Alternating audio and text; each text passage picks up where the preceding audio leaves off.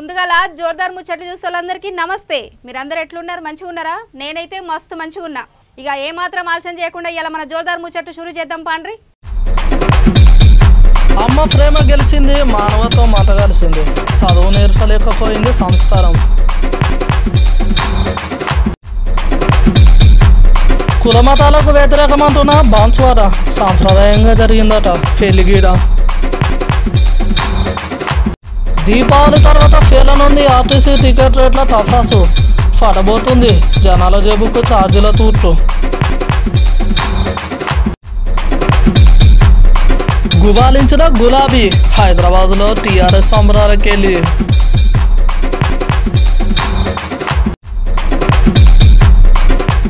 మానవత్వం మర్చిన మనసులు విలపిస్తున్న వకీలు. ఇగో గీ ఆర్త చూస్తే మనసు సాన బాధ అవుతుంది, పానం జివ్వుమంటది. అసోంటిదుల్లగి ముచ్చట మానవత్వం చచ్చిపోయింది అంటందుకు తల్లి ప్రేమ ఎక్కడైనా ఎసోంటి పరిస్థితులనైనా గొప్పదని చెప్పింది గీ వీడియో. ఇది మన హైదరాబాద్ మెట్రోలో జరిగిందుల్లా. ఓ తల్లి తన పసిబిడ్డను ఎత్తుకొని మెట్రో ఎక్కింది.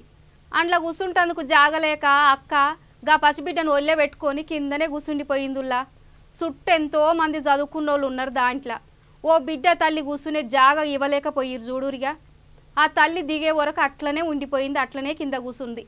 చూడూరి రోజు రోజుకు మంచితనం కూడా మంట కలిసిపోతుందిలా. ఈ లోకం ఎటుపోతుందో ఏం పాడైందో మీరే చూడూరు మరిగా.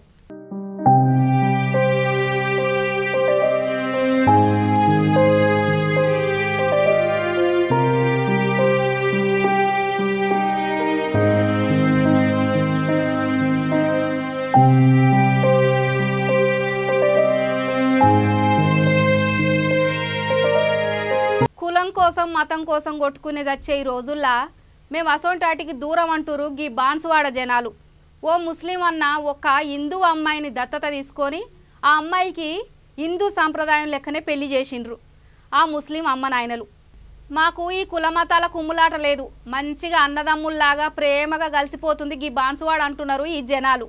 గిదెంత మంచి ముచ్చట గదుల్లా. ఇక అట్లా అందరూ కలిసి చేసుకునే ఏ కార్యమైనా ఎంత అందంగా ఎంత సంబరంగా ఉంటుందో గదుల్లా. గా ఊళ్ళో ఎప్పుడు ఇట్లనే జరుగుతుందని అంటురుల్లా. మరి మీరే ఇనూరిగా.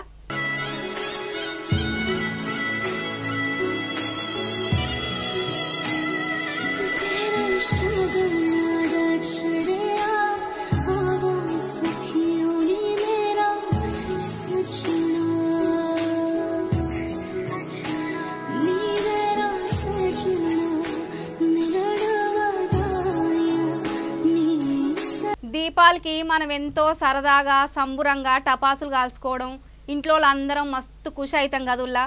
ఇక అయితే ఈ దీపాల తర్వాత ఆర్టీసీలు ప్రయాణికుల జేవుల్లా టపాసులు పేల్చబోతుర్రు. ఇప్పటి వరకు టీఎస్ఆర్టీసీ 1246 కోట్ల నష్టాలు చూసిందని, ఆగస్టులో 172 కోట్లు, సెప్టెంబర్లో 209 కోట్లు లాస్ వచ్చిందంటుల్లా.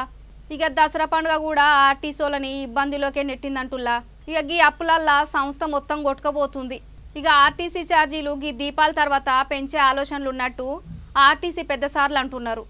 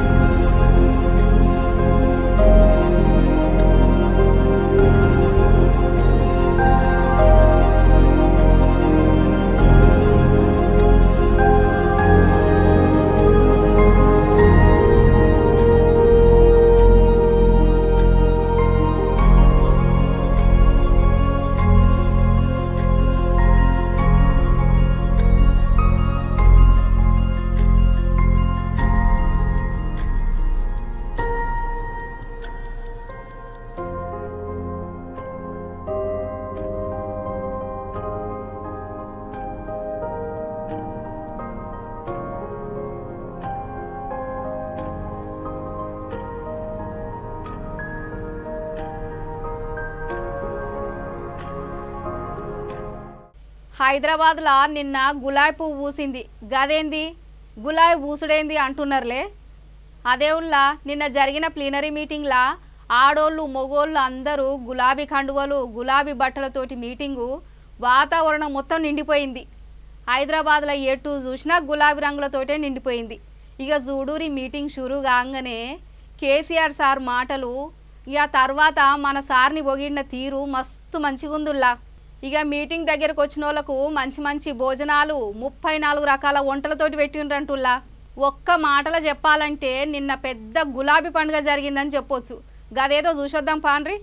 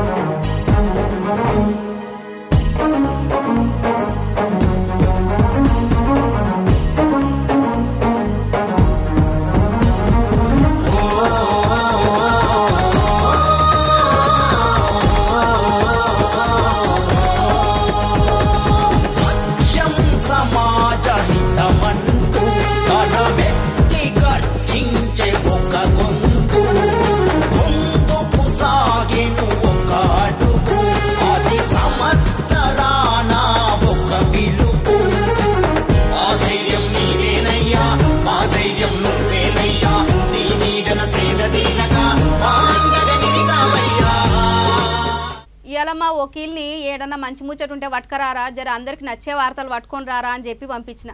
మరి ఎక్కడ పోయిండో ఏం చేస్తుండో చూద్దాం పాన్రి.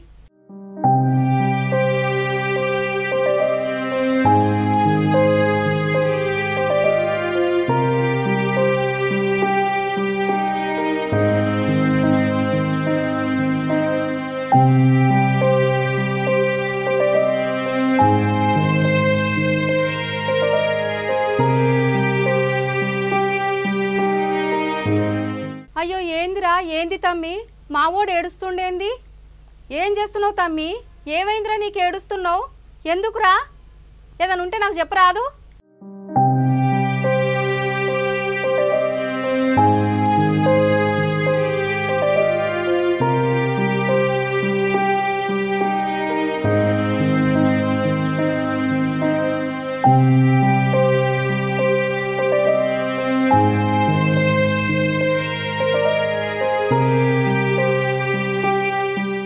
అయ్యో ఏంది తమ్మి, ఏందిరా మావోడు ఏడుస్తుండేంది? ఏం చేస్తున్నావు తమ్మి? ఏమైందిరా నీకు? ఎందుకు ఏడుస్తున్నావు? అమ్మా ఈ గోసేవలకు రావద్దమ్మా. అమ్మా ఏందమ్మా తమ్మి, గోసేవలకు రావద్దు. అయ్యో ఏమైంది తమ్మి నీకు? గట్ల ఏడవకరా నాయన, నాకు ఏడుపు వస్తుంది. కమ్మనైనా అమ్మ పాట ఇంటే ఎంత మధురమో, మనసుకు కాదు మరువతరము. తల్లి గర్భగుడిలో ఉన్నప్పుడు రక్తముద్దై ఎదుగుతున్నప్పుడు, నవమాసాలు నిండుకున్నప్పుడు, అమ్మాయిగా నేను కడుపులా ఉన్నప్పుడు, కత్తి మీద సాము చేస్తున్నట్టుగా కొన్నంత నొప్పిని అమ్మ దాచుకుంటూ జన్మనిచ్చి కొత్త లోకాన్ని చూపెట్టి సచ్చిన శవమోలే సొమ్మసిల్లునమ్మా.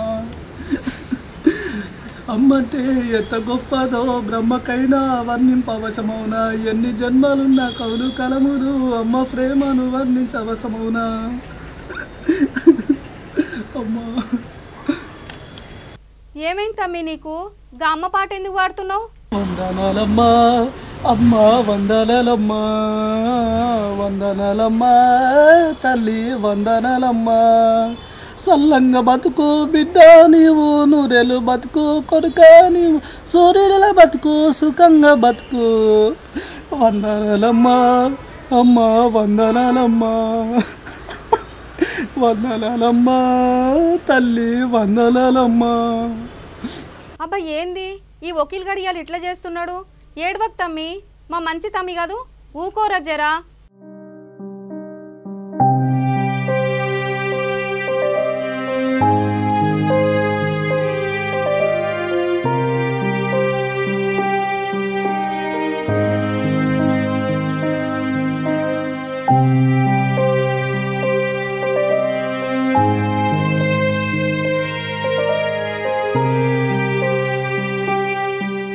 వకీలు గట్ల మగపిల్లోడు ఏడుస్తాడా చెప్పు తమ్మి, కళ్ళు దూడ్చుకో ముందుగాల, ముచ్చటేందో చెప్పు తమ్మి.